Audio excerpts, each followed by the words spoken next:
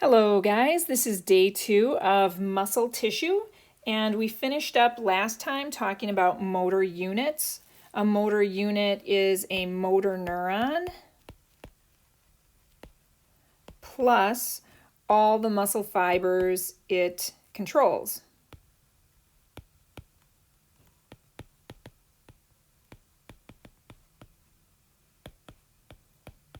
Right, so if we have this motor neuron here,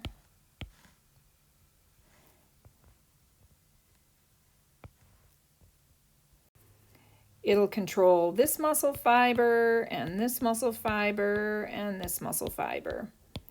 And then if we have this motor neuron here, it will control this muscle fiber, this muscle fiber, and this muscle fiber.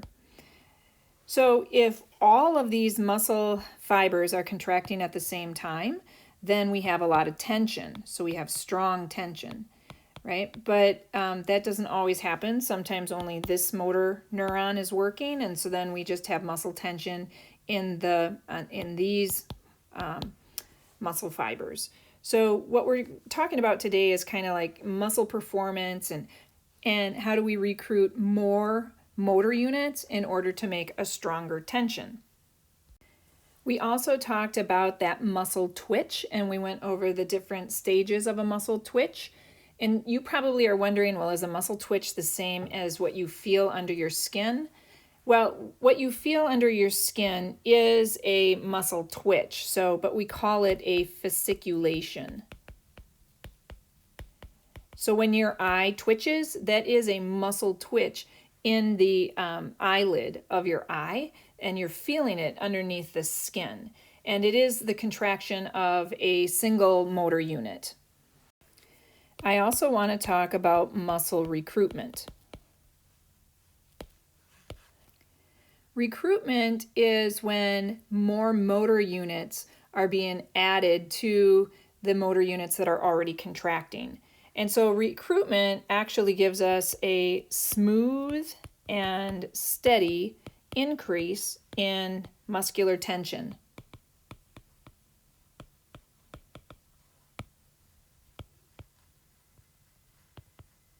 So it's not choppy. It's not like you get one motor unit and then the next one and then the next one. We end up getting a nice smooth and steady increase by recruiting another motor unit, then another one, just more slowly. So let me talk about the steps for this. So first of all, we kind of have steps. So the first thing is that motor neurons in the spinal cord are activated. All right, so now the motor neurons are activated. Then the second thing that happens is that the smallest motor units are activated.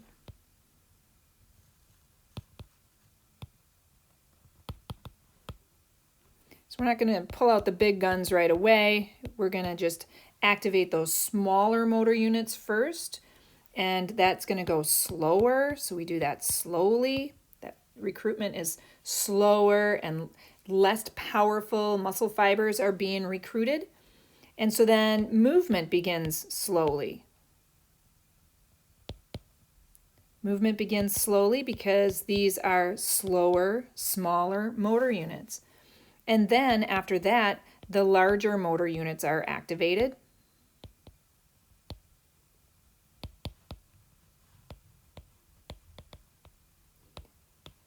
These larger motor units contain faster, more powerful muscle fibers.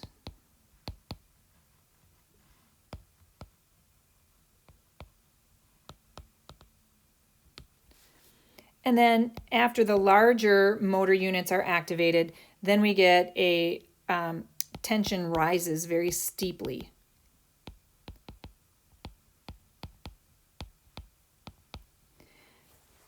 So peak tension, the very peak tension, will arise when all of the motor units are activated.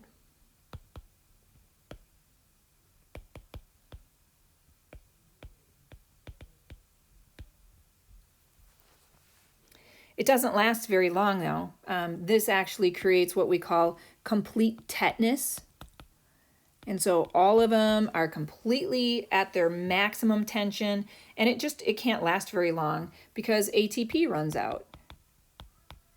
And we know what we need ATP for. We need ATP for that contraction to continue. A sustained contraction, on the other hand, because we know we can sustain contractions, but they're never at peak tension, but we can sustain a contraction. That's going to occur when the motor units take turn. So motor unit 1, for example, that will be active, while motor units 2, 3, and 4 are not active. And then as soon as unit 1 becomes not active, then unit 2 will become active. And then as soon as unit 2 becomes not active, then unit 3 will become active. And then when unit 3 becomes not active, then unit 4 will become active. So it'll just continue. So some motor units are going to be contracting, while other motor units are going to be relaxing and recovering.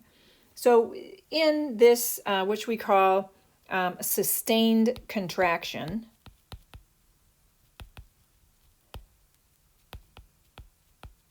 it does allow your muscles to stay contracted at a constant level, but it's just not going to be at maximum tension.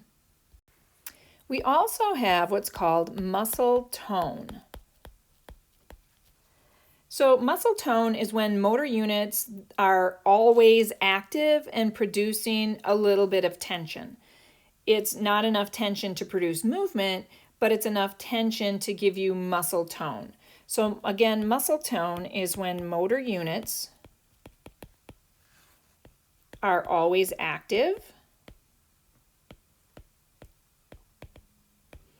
but not enough to produce movement.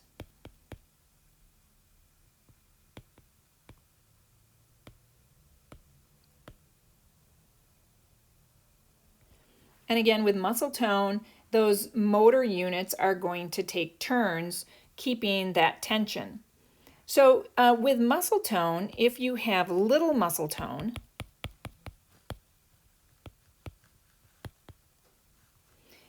that would mean that your muscles would be limp and soft. Limp and soft. So that means that there really are very few motor units, if any, that are contracting at rest.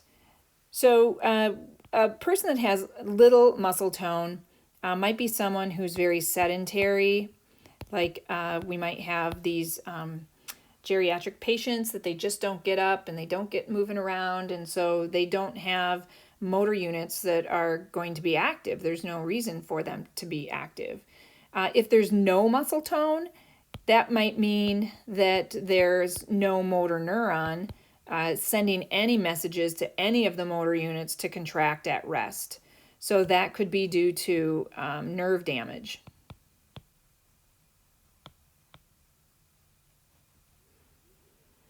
Now, if a person has moderate muscle tone,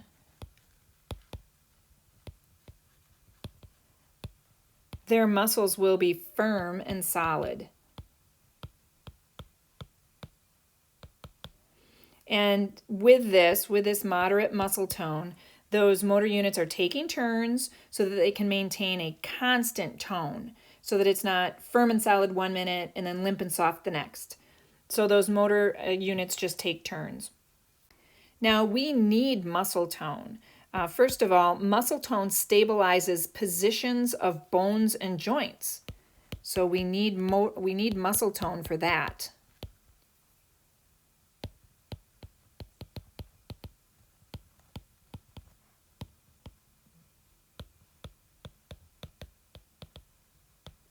Basically, it's maintaining body posture.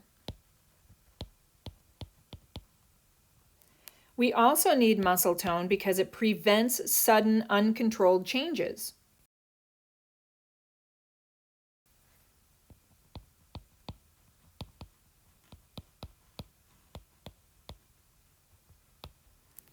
You wouldn't want to have your body jerking as your muscles are trying to go from zero tone to a contraction that produces movement.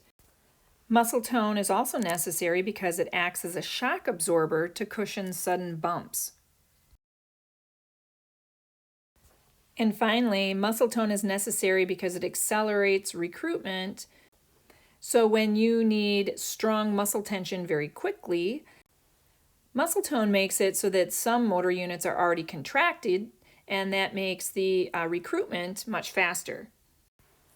So strong muscle tone means that your muscles are firm and defined even at rest.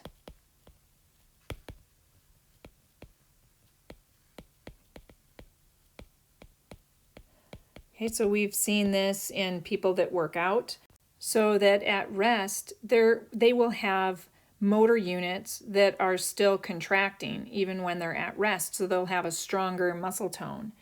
And those activated muscles, they use energy. So the greater the muscle tone, the higher the resting rate of metabolism. And so that means that increasing the muscle tone is going to increase weight loss. In other words, you lose weight when your daily energy use exceeds the energy intake in food. So when you're exercising, like you're doing a cardiovascular exercise, you're going to consume energy quickly, but it's going to be briefly. As soon as you stop exercising, then those cells no longer need that energy, and so that'll be it. But when you have elevated muscle tone, your muscle fibers are consuming energy in small amounts, but they are consuming energy 24 hours a day. So it's actually easier to lose weight if you have stronger muscle tone than it is if you're just doing a short cardiovascular workout. In other words, weightlifting will cause a person to lose weight steadily by consuming energy 24 hours a day, but a quick jog around the block will only consume energy while you're jogging around the block. There are different types of muscle contractions, and those two different types of muscle contractions are called isotonic and isometric.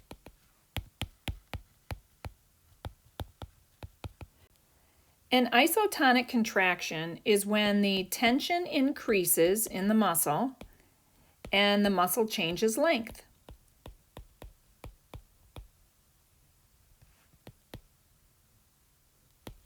Like lifting an object, where you're picking an object up and the bones are moving because the muscle is changing length. There are two different types of isotonic contractions. One type is called concentric. And in concentric, the tension exceeds the load and the muscle shortens. So in other words, the muscle is stronger than the load, so it can lift the load.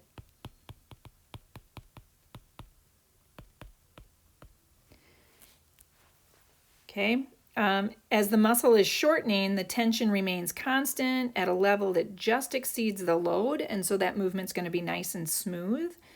But the speed of shortening is going to vary. The more tension there is, the faster that load is going to be lifted. The less tension there is, the slower that load will be lifted. The other type of isotonic contraction is called eccentric contraction. In an eccentric contraction, the peak tension is less than the load and the muscle lengthens.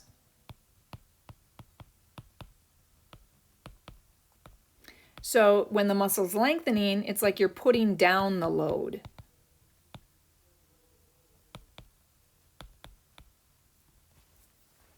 It slows down the movement, but it doesn't stop the movement. So there's still contraction. You're not just going to drop the load, you're going to put the load down nice and smoothly. Physical training will often be cycles of this concentric and eccentric contractions, like biceps curls. You flex your elbows and curl that load up. That's concentric. And then you relax that muscle tension a little bit so the load is greater than the muscle tension. and you let your elbows extend, and you are putting down that load then. You're lengthening the muscle as you're putting down the load. In an isometric contraction, the muscle doesn't change length.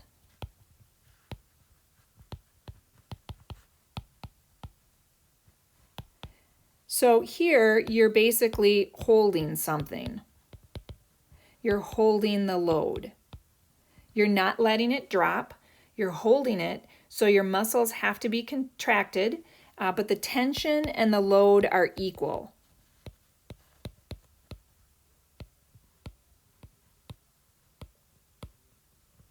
So take, for example, when you're holding your book in your arm, your bicep muscle is contracted, but it's not moving. It's not shortening, it's not lengthening, and your load isn't doing anything. You're just holding the load.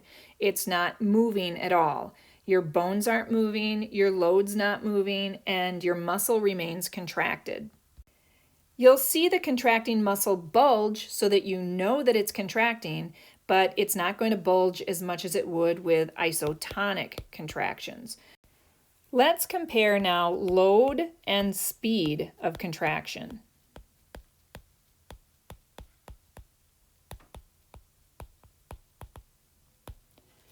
So basically, the lighter the load, the faster the movement can be.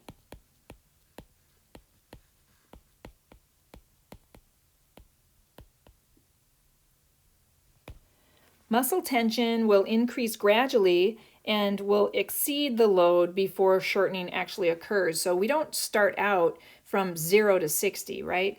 There has to be some gradual increase in tension, and then eventually that's going to exceed the load before shortening, but the contraction proceeds more slowly. So obviously, the lighter the load you have, the faster you're going to get to that point where the tension is exceeding the load, and then you actually start to see some shortening and you're able to see the lifting of that load.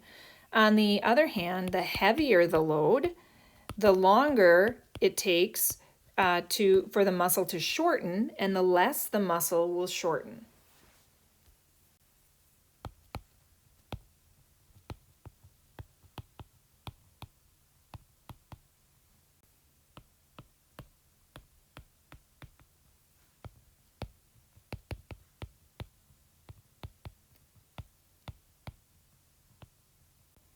So let's take the example of riding a bike. When you're on a nice straight road, flat road, you have an optimal combination of speed and strength. You have a lighter load, and so you're going to get faster movement. It doesn't take as long for that tension to exceed the load so that you're able to go faster. But when you're on a hill, the load increases because you're going uphill. Now you're fighting gravity. The load from the gravity is actually increasing, and muscles have to develop more tension and they have to move more slowly. So more muscle tension's needed.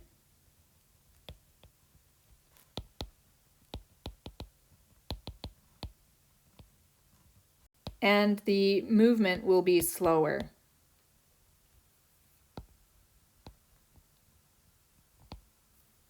All right, now let's talk about returning to the resting length.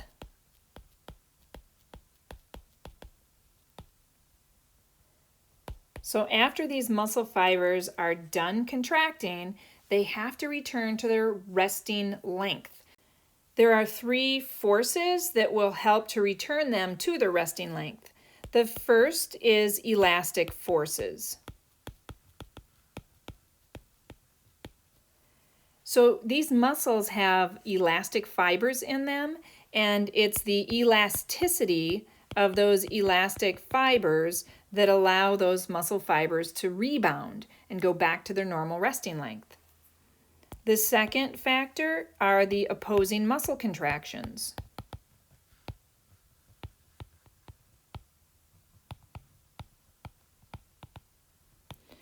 So when your biceps muscle is contracting, the opposing muscle are the triceps.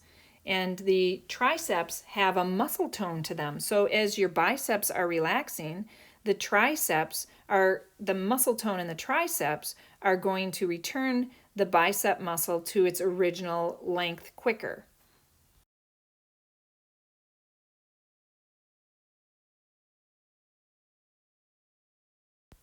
And the last factor is gravity.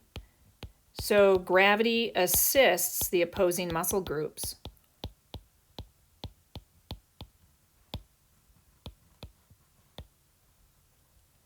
So again, when the biceps relaxes, and gravity then will assist the triceps muscle in pulling that forearm back down towards gravity, back towards earth, and that helps to extend the elbow. So it's basically assisting the opposing muscle. Okay, so next we're going to talk about energy requirements. Right? So there are 4 things that muscles need in order to function. They require energy reserves. We're going to look at the different types of energy reserves. In particular, we're going to look at glycogen, and we're going to look at creatine phosphate. Those are the energy reserves. Muscles also require circulation. So by circulation, I mean blood. They need blood. Blood will deliver nutrients, will deliver oxygen. Next, they need oxygen. Oxygen will be carried in the blood to the cells. And then the muscles also need a normal pH, a normal blood pH. If the pH isn't normal, then the muscles are not going to be able to function properly.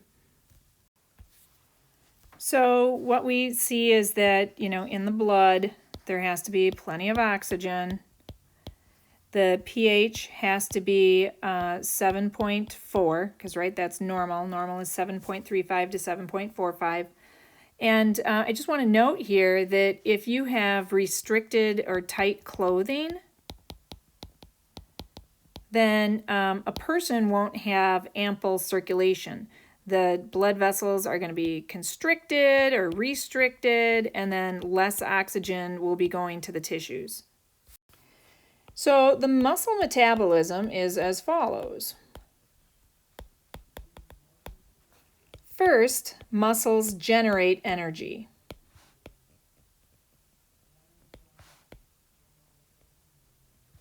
Second, muscles use the energy. And then third, muscles have to recover after they have used the energy. Right? So we have these 3 things. ATP is really the only direct energy source.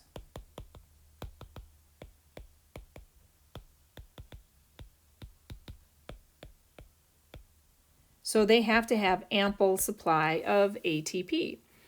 And we know what they need for ATP. They need nutrients and they need oxygen. The stores of ATP, they're depleted in 4 to 6 seconds.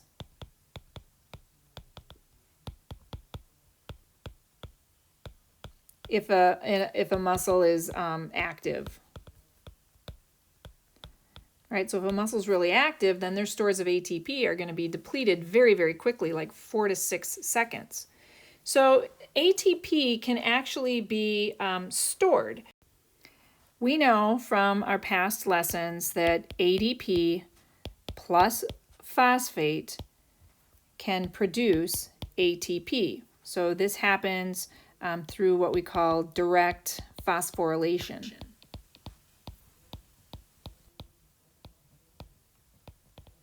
Right, we're phosphorylating ADP. We take ADP, which has 2 phosphates, we add a 3rd phosphate to it, and now we have adenosine triphosphate, because now we have 3 phosphates. Well, this direct phosphorylation can happen through the process of using creatine phosphate, which is something we haven't heard of yet. So we're going to talk about creatine phosphate and how that helps to create ATP. It can also happen through glycolysis. We know that when a glucose gets broken down into pyruvate or pyruvic acid,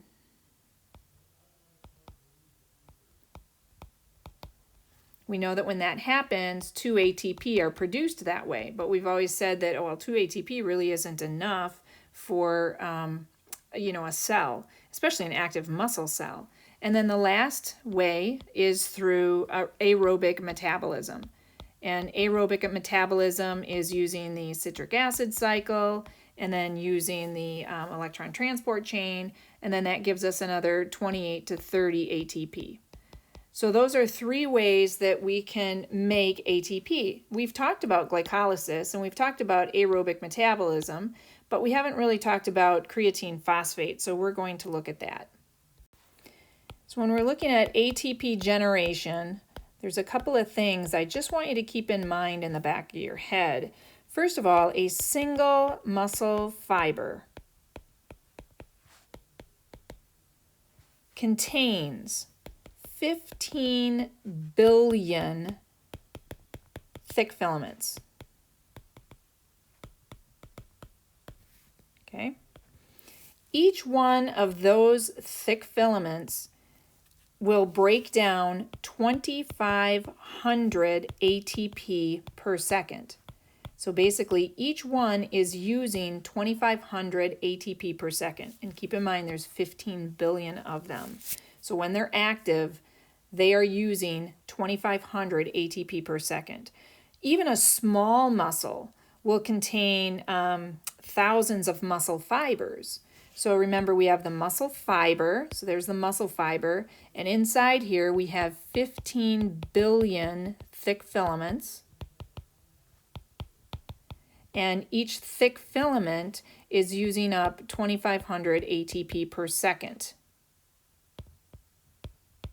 Right? And then keep in mind that there are, we have even a small muscle will have thousands of these muscle fibers. So that's just to put into perspective that there is an enormous ATP demand. A resting muscle fiber contains enough ATP to sustain a contraction until more ATP can be made. So at rest, the muscle makes as much ATP as it needs, and sometimes it will even make more ATP than it needs.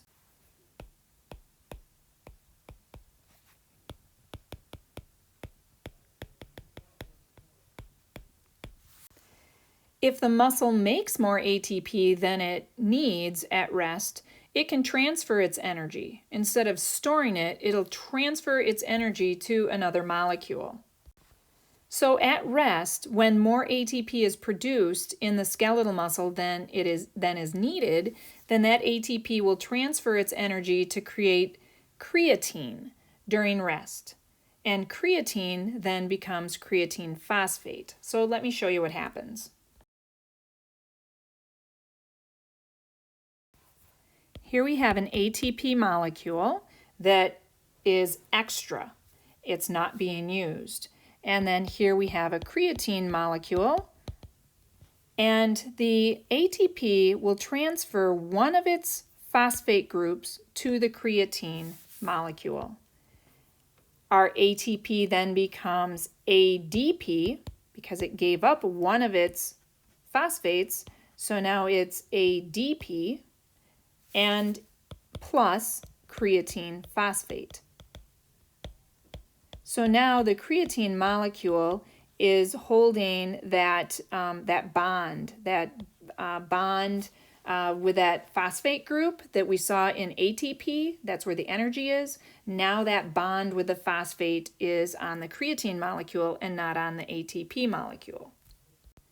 Then when the muscle uses energy and it needs more ATP, then that phosphate on the creatine molecule will be transferred back to the ADP molecule, and then we will get ATP plus creatine again. So the phosphate group just gets passed from ATP to creatine, and then from creatine phosphate to ADP.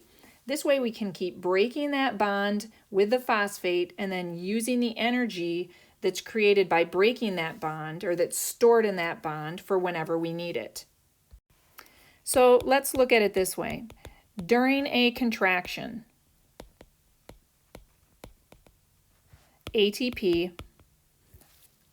loses one of its phosphate groups, and ATP becomes adenosine diphosphate. That adenosine diphosphate then will come in contact with the creatine phosphate molecule. The creatine phosphate molecule will donate its phosphate to ADP, and now ADP becomes ATP again. Now ATP can be used by the muscle,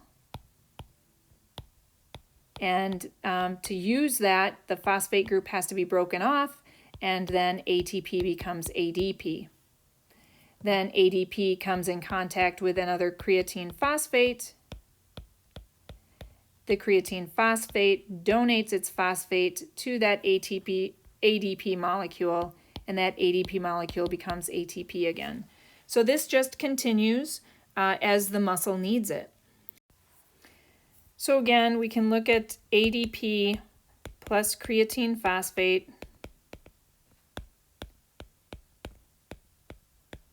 And that will give us ATP plus creatine. Okay, and so this is when we're trying to, we need the energy again, so the muscles need that ATP, so creatine phosphate will donate its phosphate group. This requires an enzyme called creatine kinase. In order for this reaction to occur, in order for creatine phosphate to donate its phosphate group to ADP, so the muscle now has ATP to use for energy, that process requires creatine kinase. Now, when muscles are damaged, this creatine kinase, it will be broken down, it'll end up going into the blood. So that happens with damaged muscles. So when we take a blood test, then we'll see high levels of blood creatine kinase, and that indicates serious muscle damage. A resting muscle will contain 6 times as much creatine phosphate as ATP.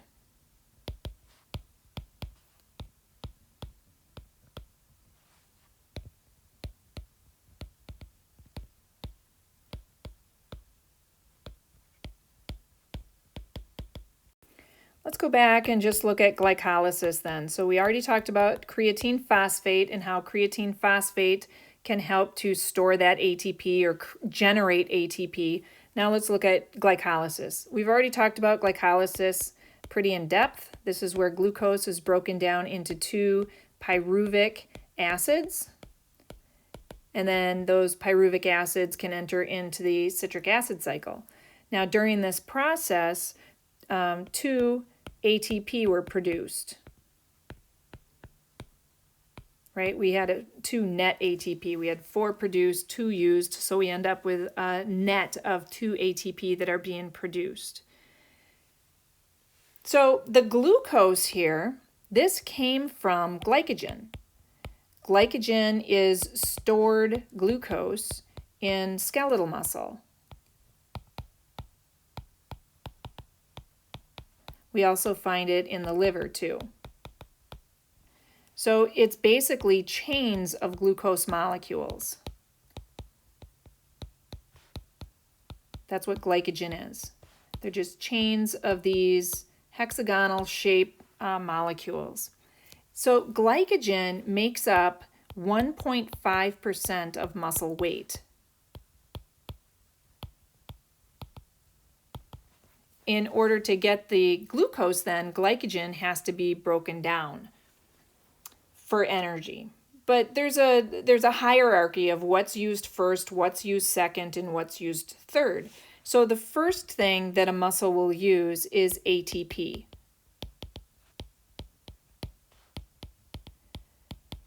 Whatever available ATP is there, that's what the skeletal muscle will use for its energy.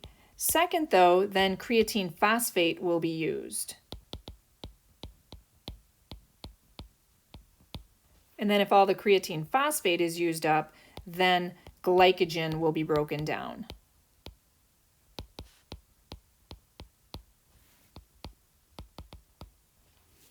Glycolysis, again, only uses, so glycogen is used, meaning it'll be broken down into glucose, and then glucose will go into glycolysis, and that will give only 2 ATP. So it's not the first choice that skeletal muscles want to use, but it can definitely use glycogen, especially when oxygen is low. Because remember, this process of glucose to pyruvic acid does not require oxygen. So whenever oxygen is low, or even when energy demands are at a maximum,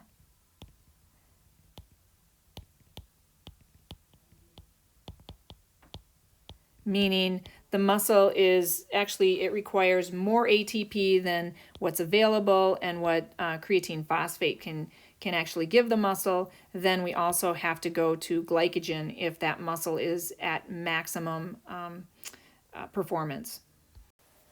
Okay, so let's talk about aerobic metabolism.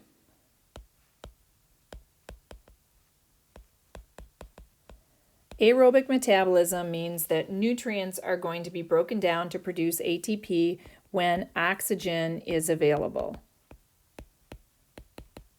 All right, so that's what aerobic means. So we either have rest or we have an active muscle. So a muscle is either going to be resting or it will be active. When the muscle is resting, then fatty acids will be used, and they will produce like 96 ATP. So they're different. It depends on how many carbons are in the fatty acid, but if it's basically an 18 carbon chain of fatty acids, it will produce about 96 ATP. However, if the muscle is active, it's going to switch over from fatty acids and it'll switch over to glucose. And so in glucose will be broken down into 2 pyruvic acids.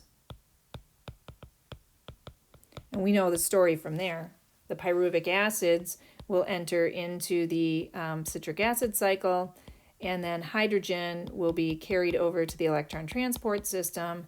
And then from these processes, we end up with 30 to 32 ATP. Now, this for both of them is if oxygen is available. The resting muscle will take some of that ATP and it will store the ATP as creatine phosphate. The fatty acids are converted to pyruvate, and then pyruvate enters into that citric acid cycle to create the ATP. With the excess pyruvate, that will be converted to glucose, and then glucose will be stored as glycogen. Right, so that's in a resting cell. A muscle cell that's undergoing moderate activity, though, will convert the glycogen into glucose, or will break down fatty acids if the glycogen storage is too low. Let's take a look at these. Okay, so let's take a look at this picture. This is the muscle at rest. So at rest, cells are going to use fatty acids before they use glucose. Lipids are used during restful periods, and carbohydrates are used during more active periods. So the fatty acids then are going to be absorbed into the muscle cell. So up here we have the blood, and down here we have the muscle fiber. So the muscle fiber is receiving the fatty acids, right? So this cell is at rest, which means it has a low demand for ATP. Okay, so once the fatty acids are in the cell, some of the fatty acids will be absorbed into the mitochondria, and then they're going to create ATP. ATP will be generated using those processes of the citric acid cycle and the electron transport system, as well as from glycolysis, which occurs out here. Okay, so citric acid and electron transport system, that occurs inside the mitochondria. Glycolysis occurs outside. And then we end up with a yield of 30 to 32 ATP. Right? Okay, now some of the ATP will be used to help store the glucose. Because remember, in the blood, we have glucose. And so the glucose is also absorbed into the cell, but we don't want to use the glucose right now. There's a low demand for energy. We want to use lipids. They're a little bit more difficult to use in order to produce ATP, but they produce a lot of ATP, and they'll produce about 95% of the ATP that's necessary from a resting cell. So what do we do with the glucose then? The glucose gets absorbed into the cell and we don't want to lose it. So instead, the glucose will be added to another glucose, and we will produce glycogen. So glycogen is stored glucose. Now, because this is anabolic, whenever we're taking smaller molecules and we're making a bigger molecule that's anabolic, that means that is going to need energy. You have to use energy in order to do that. Well, you're getting that energy from that fatty acid that's been broken down. So the ATP is used to create glycogen from glucose molecules. And the last thing that's going to occur in the muscle cell that's at rest is that some of the ATP will be used to create creatine phosphate. So some of the ATP will have a phosphate taken off and given to creatine to create creatine phosphate, and then we end up with ADP and phosphate. Because if you remember, when this cell finally does need energy, the first thing that it's going to use is any available ATP that's in the cell. So any ATP that we see, it'll use that first. After that, it's going to use the creatine phosphate. And then after that, it will use the glycogen, and it will break down the glycogen into glucose and then use the glucose molecules. Okay, so now let's look at the muscle cell during moderate activity. So during moderate activity, of course, the cell is more active and ATP demand increases. So the demand for ATP increases. The person is breathing a little faster, bringing in more oxygen, but there's still enough oxygen available for the mitochondria to meet the increased demand, because we need oxygen as well as a nutrient in order to make ATP. With moderate muscle activity, glycogen will be broken down into glucose. Glucose will be broken down into pyruvate. Pyruvate will enter into the mitochondria, and 30 to 32 ATP will be produced. However, if the glycogen molecules or the glycogen reserves are low, then we have to get nutrients from somewhere else. So in that case, then the fatty acids can still be broken down and they will produce ATP. The muscle fiber will only make enough ATP for what it needs. The muscle fiber needs ATP to support muscle contraction, but it's not going to produce any more than that, so there won't be any excess and there won't be any need to store any ATP during moderate activity. All right, so now let's look at a muscle that's in peak activity. So a muscle during peak activity.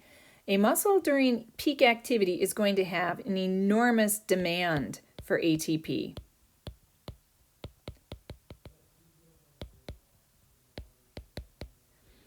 And oxygen actually can't diffuse fast enough into the mitochondria. It's not getting enough oxygen.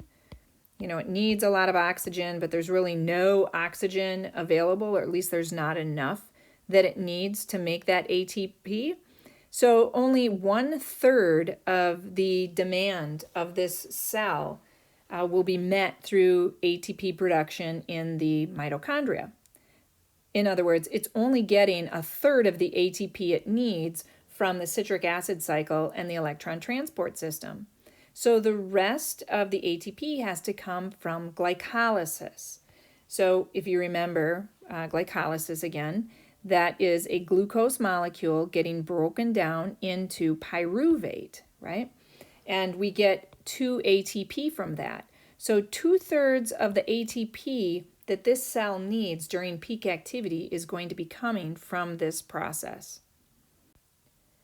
So during this peak activity, a lot of glucose is getting broken down into pyruvate.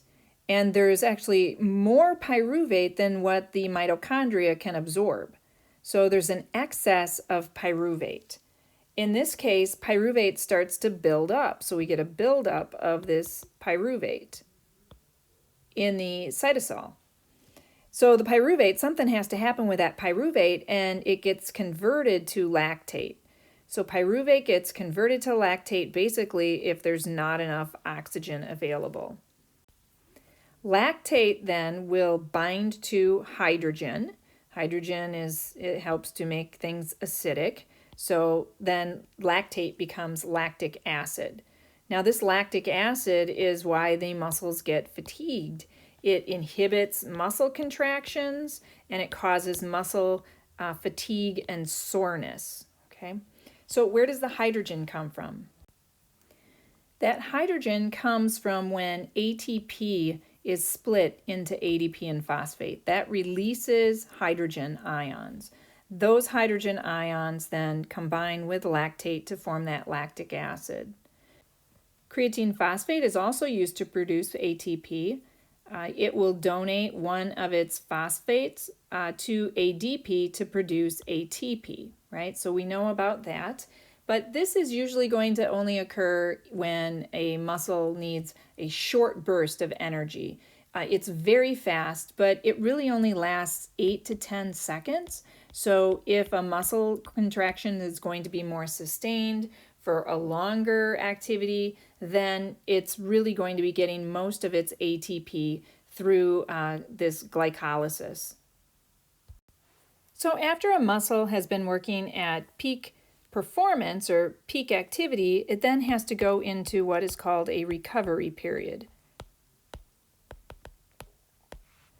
So in recovery period, the lactate molecules have to be removed and recycled.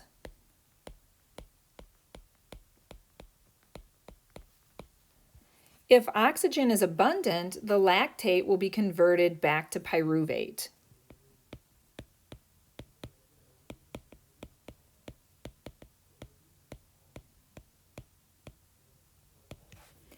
So first, lactate diffuses out of the muscle and into the blood.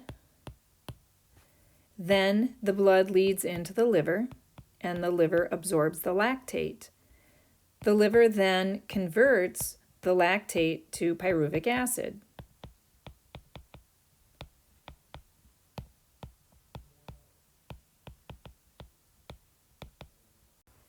Twenty to 30% of this pyruvic acid will be used to make ATP. The remaining 70 to 80% will be converted to glucose, which will then get stored as glycogen in the muscle. During peak activity, a condition called oxygen debt occurs. Oxygen debt is also known as EPOC, or excess post-exercise oxygen consumption. The oxygen debt is the amount of oxygen required to restore normal pre-existing conditions, or in other words, the amount of oxygen required to restore the normal ATP. The more ATP that's used during exercise, the more oxygen that's needed for recovery. So EPOC, or oxygen debt, will restore ATP, creatine phosphate, and glycogen concentrations back to normal. While the oxygen debt is being repaid, the breathing rate and the depth increases because more oxygen has to be brought into the body and then into the cells. Thus, a person breathes heavily even after the exercise stops.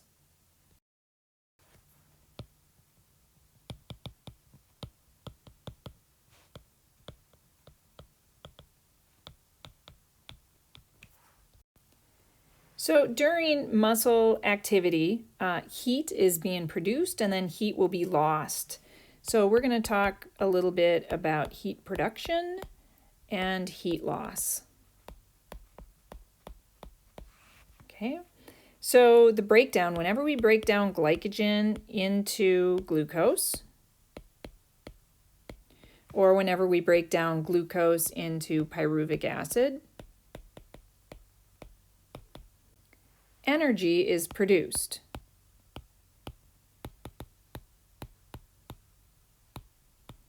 Now, not all of that energy is going to be captured as ATP.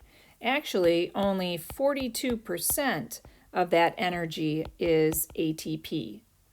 The rest of the energy is lost as heat. So whenever the cells are making ATP, they're also creating heat. So 58% of the energy that's produced will be in the form of heat. Active muscles release 85% of the heat that's needed to maintain normal body temperature. So active muscles produce 85% of the heat needed to maintain normal body temperature.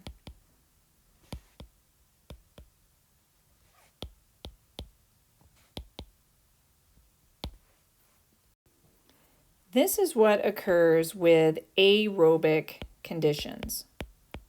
So in aerobic conditions, aerobic means that you have enough oxygen. So oxygen is available. So whenever oxygen is available and energy is produced, 42% of that energy will be in the form of ATP and 58% of that energy will be in the form of heat.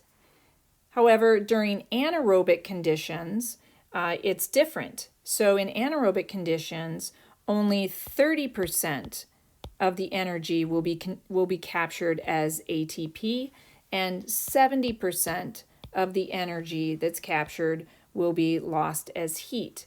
So this 70% warms the muscles and the surrounding tissue. The body temperature increases. Heat is lost at the skin, and this will continue through recovery. There are some hormones that will influence this activity. For example, growth hormone and testosterone. They stimulate the production of actin and myosin molecules.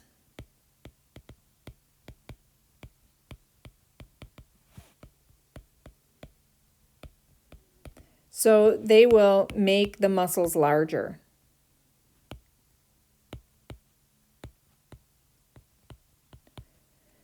So if you compare a man and a woman of roughly the same size, the same activity level, the man will have larger muscles just because of the testosterone.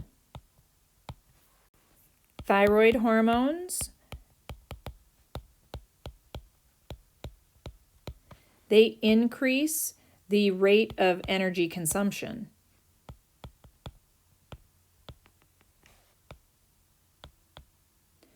So a person that is hyperthyroid, they're using a lot more energy, they're using a lot more ATP, and so their resting skeletal muscles have to make more ATP just because their thyroid hormones are causing their cells to use more ATP.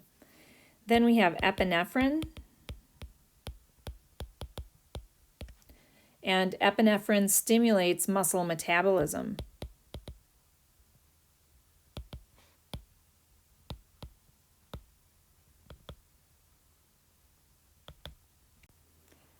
Since muscle metabolism is stimulated, then the strength of the muscle will be greater and the duration of the muscle contraction will be longer.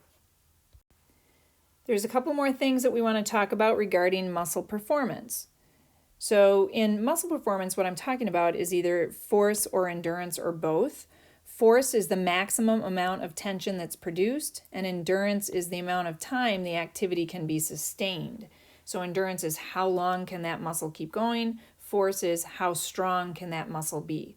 Both of these things depend on the type of muscle fibers in a muscle as well as physical conditioning. So we're going to talk about both of those things.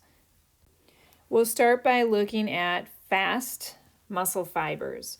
So fast muscle fibers reach their peak tension in about 0.01 seconds or less. So they're very, very fast.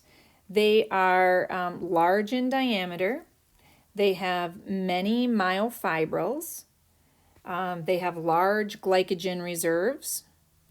They have very few mitochondria, which means they're not producing, even though they have a lot of excess glucose, they don't have enough mitochondria to produce ATP long term, so that they can produce a lot of ATP in a short period of time, but they're not able to produce ATP over a long period of time.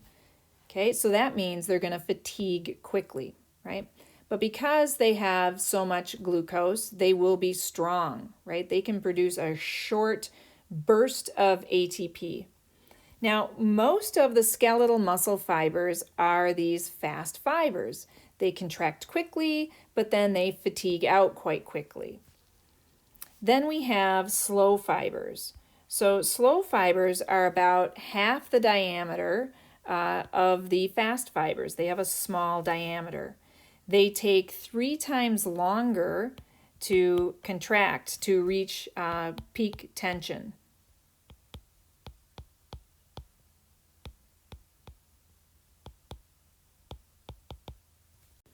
So while they're very slow to contract, they're also slow to fatigue. So while the fast fibers are fatiguing out, the slow fibers can continue contracting long after that. They're surrounded by extensive capillaries, and so they have a lot of oxygen coming in through that blood supply. And the muscle cells also contain a pigment called myoglobin.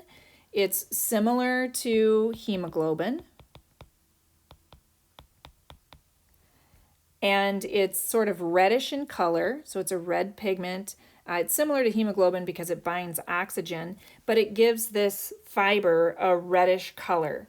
And again, it'll bind, myoglobin will bind to oxygen, and then it will release the oxygen as the cell needs it. So this slow fiber has a real dark appearance because of the myoglobin. The demand for ATP in these slower, smaller muscle fibers is a lot less than in the fast muscle fiber, and this is for a couple of reasons. First of all, the cross-bridge cycling is a lot slower. Second of all, the oxygen, there are oxygen reserves in this slow fiber. And then also there's more blood supply, which means the slow fibers are less dependent on aerobic metabolism. There are many mitochondria in the slow fibers, so it can continue to make ATP for muscle contraction for a long period of time. Then we have the intermediate fibers, and the intermediate fibers are mid-sized. So like the fast fibers, they contain very little myoglobin, so they're going to be more pale because of that. But like the slow fibers, they have a lot of capillaries and mitochondria, so they're going to be slower to fatigue than the fast fibers. So these muscle fibers are distributed in each of your muscles. If we look at a chicken will have muscles that are more predominantly one fiber than another. So if we look at a chicken that has white muscles, those muscles are going to contain mostly fast fibers. That meat will be pale. And so for an example, a chicken breast. A chicken breast is a breast that contains mostly fast fibers in it. It's white meat, in other words. So if you think about a chicken, its muscles are used to get it away from a predator. So the chicken breasts are able to help their wings help them to fly just a very short distance to get away immediately, but then those muscles fatigue out very quickly. Chicken also have red muscles or red meat, and those are composed mostly of slow fibers. And we know those slow fibers are dark, so this would be an example of like dark meat. And so example for chicken legs. In a chicken, in their legs, their muscles are used to help them to run. So even though their breasts were used to help them to get away a short distance away from the predator, it fatigues out quickly, and then their chicken legs will help them to run for a long period of time. Now, most humans, because that's what we're talking about is humans, not chicken, they contain a mixture of these muscle fibers, so that makes our muscles look more pink. They're not dark meat and they're not white meat. So in a human, the distribution of muscle fibers can change with physical activity.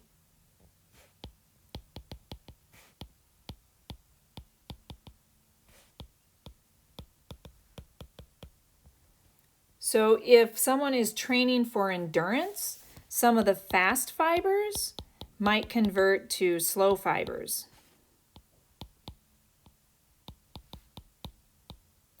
They start to develop the appearance and the capabilities of the slow fibers. But this only occurs with training. So the entire muscle will become resistant to fatigue. I'm sure you've experienced that before, where you start working out and at first you're not able to run very far because your muscles are containing mostly fast fibers, but then some of those fast fibers convert to slow fibers and you find that you're able to run for longer distances after training. Hypertrophy is a term we use when the muscle gets bigger.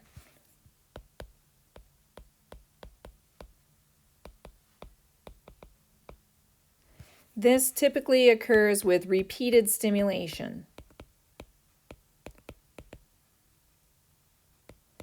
That repeated stimulation can occur from things like weightlifting, or it can even occur from using an electrical muscle stimulator. And as the muscle is receiving this repeated stimulation, it starts to, and it's getting bigger, it's getting bigger because it's producing more myofibrils. So those actin and myosin proteins are becoming more numerous. Then because there's more myofibrils and we're going to have more cross-bridge formation, then the muscle's also going to need more mitochondria. So then more mitochondria will be produced. So because there's more mitochondria, that means the cell can actually break down more glycogen into glucose, so the cell will need more glycolytic enzymes. And then it'll need more glycogen to break down. The number of muscle fibers doesn't change, but there is an increase in diameter because of the increase in myofibrils. The myofibrils contain the actin and myosin proteins. So there's more proteins making the muscle larger. On the other hand, atrophy is a term we give to muscles that are not regularly stimulated.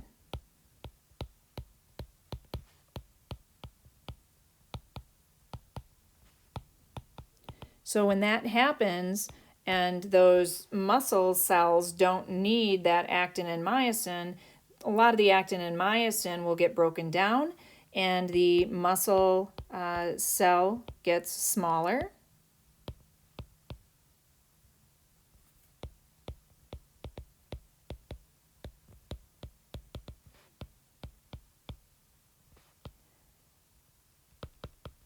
Because there's fewer myofibrils.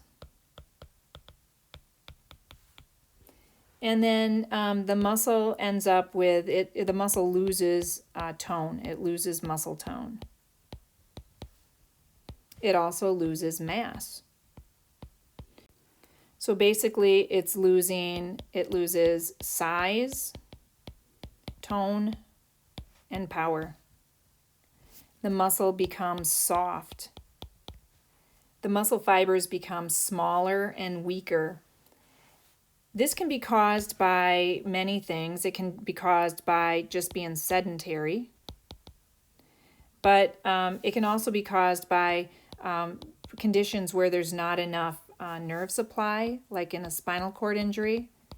The nerves just aren't giving nerve innervation to that muscle, so those motor units aren't being supplied with action potentials. It can also occur with polio. It can also occur if a person has a cast on. So at first, atrophy will be reversible, right? So it's reversible at first, but then after a while, the muscle fibers that die won't be replaced. So at first, atrophy is reversible, but if muscle fibers die, they won't be replaced.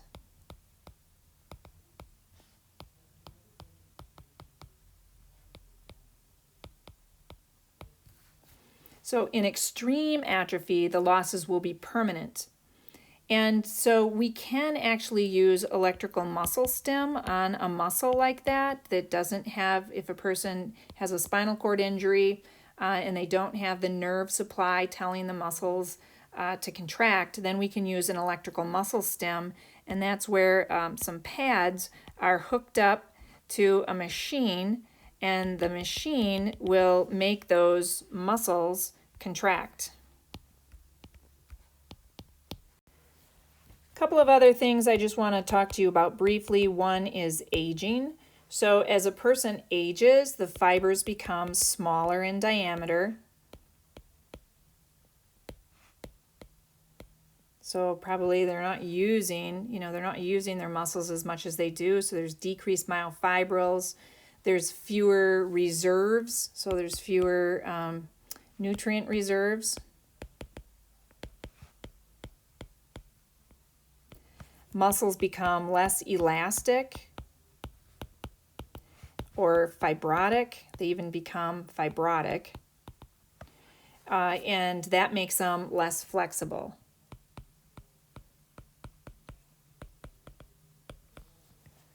A person that's aging has a lower tolerance for exercise.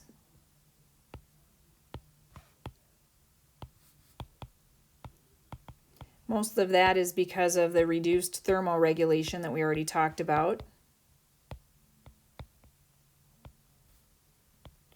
And those people that are over 65 years, they can't eliminate the heat, and their muscles generate heat as well, so they become overheated easily.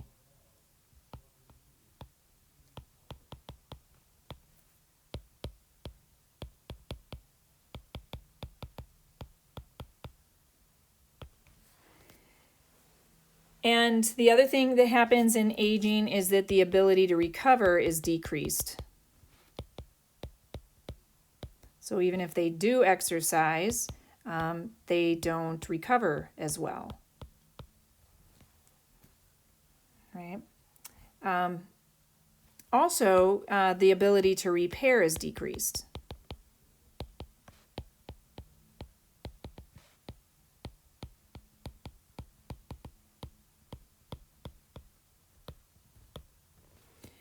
There's only a limited number of satellite cells, and those satellite cells decrease with age. So without those satellite cells, muscles have limited repair capabilities. regular exercise is very good with aging people.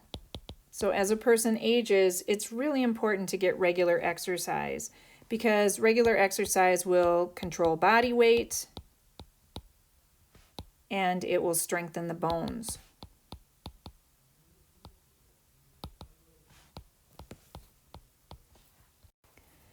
Muscle fatigue occurs when the muscle can no longer perform at the required level of activity.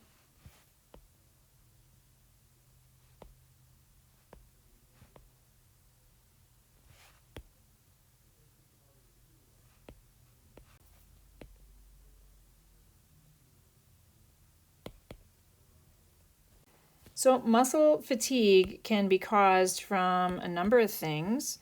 So it may be the reserves are depleted. So reserves are going to be depleted when a person is exercising, and they're not giving themselves enough nutrients or oxygen.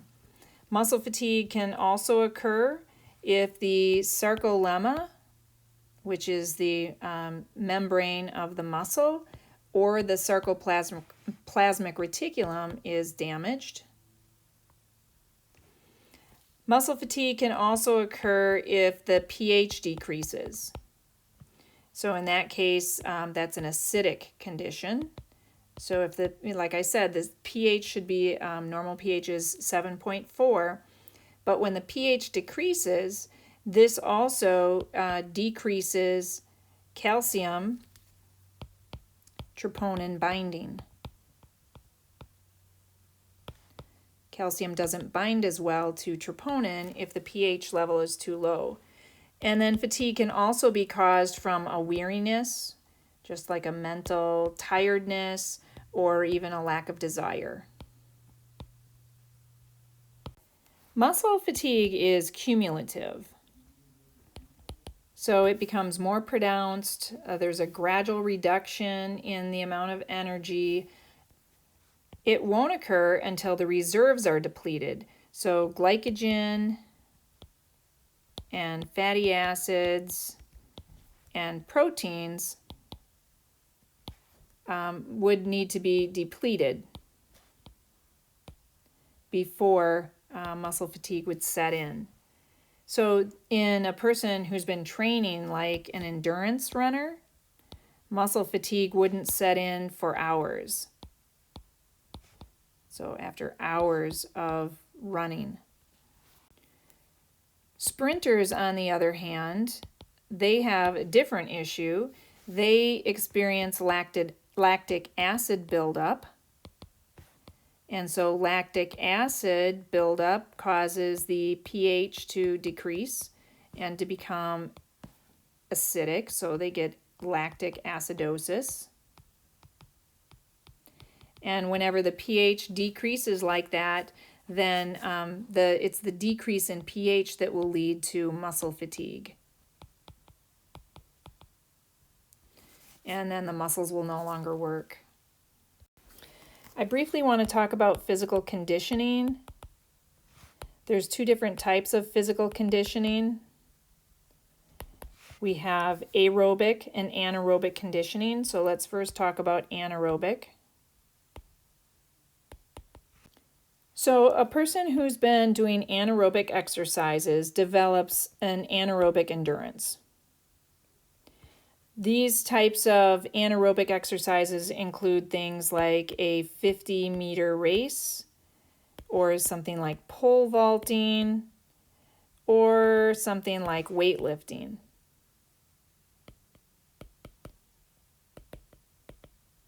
So their workouts are frequent, brief, intense workouts.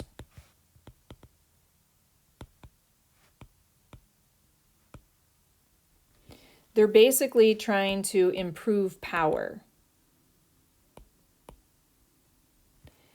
Anaerobic endurance is going to be limited by ATP and creatine phosphate and glycolysis, because that's where they're getting most of their energy from. So these three things limit anaerobic endurance.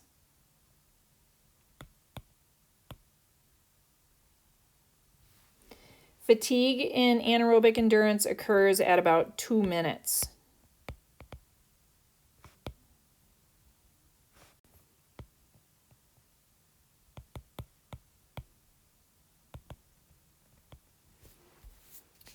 On the other hand, aerobic endurance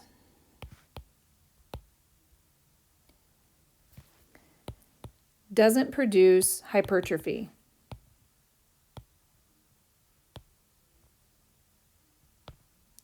Whereas with anaerobic endurance, improving power, that really is promoting hypertrophy. Aerobic endurance improves the ability to perform for a longer time.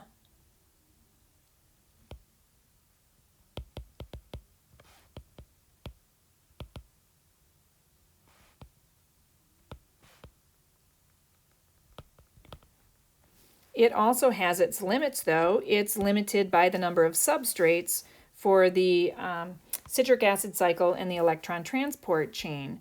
So it's really limited by the nutrients. It's limited by carbohydrates, lipids, and proteins, because all of those things are used to produce ATP in the citric acid cycle and the electron transport system. Activities that are aerobic include things like jogging and distance swimming.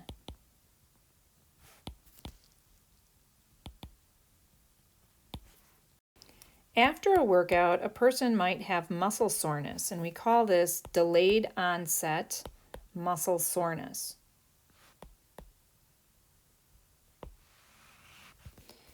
This is soreness after a workout. And so the reason for this soreness might be from three different things. It might be that there are small tears in the muscle tissue.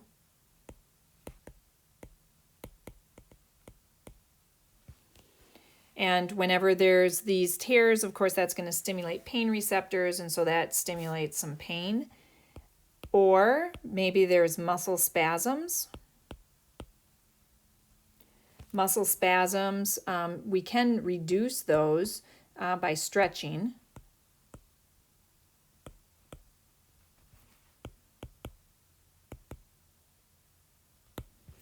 And then there might also be tears in the tendons or connective tissue.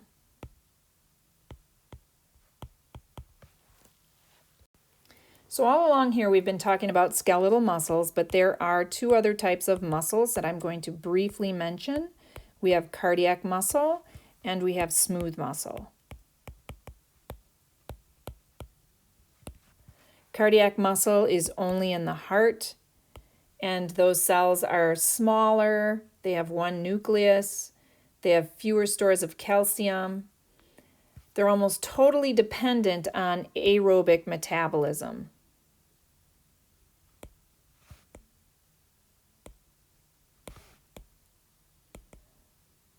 Right, so if we remember what the cardiac muscle cells look like, most of them are branched, right? And then they have these intercalated discs connecting cells together.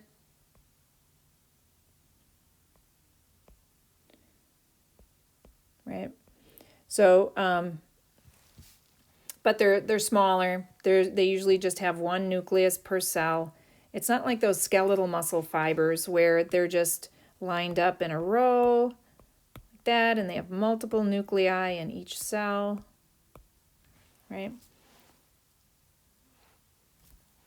They have a large number of mitochondria.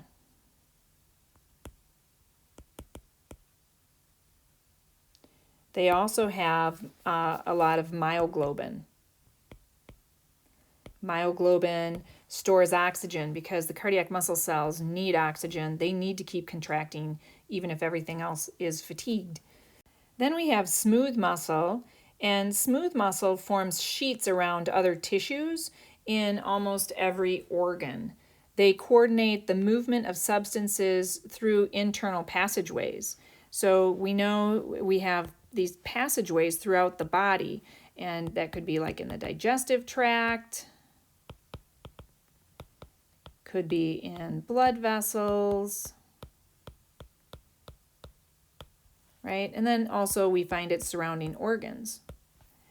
So they, what they do is they form sheets around these passageways and these organs. These cells are usually, they're shorter and spindly as they're wrapping themselves around these passageways and these organs. They don't have any T-tubules, they don't have any myofibrils or sarcomeres, and that way they are non-striated, whereas both cardiac muscle and skeletal muscle are striated. Smooth muscle is non-striated. So because it doesn't have, non-striated means there's no sarcomeres. They're not arranged in the same way.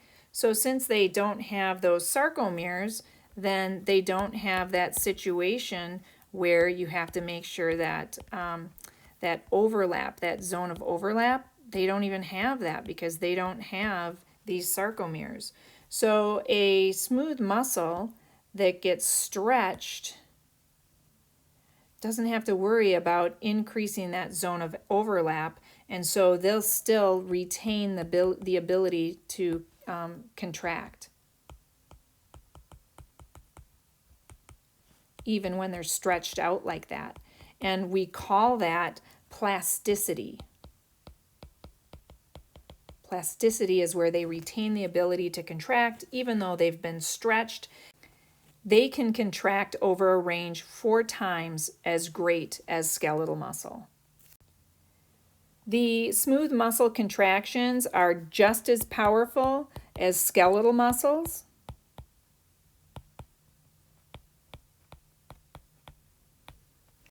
And though they don't have a motor unit, meaning they don't have a neuron directly contacting the muscle cell, so we don't have a direct contact with each muscle cell, but each muscle cell might be innervated by more than one neuron.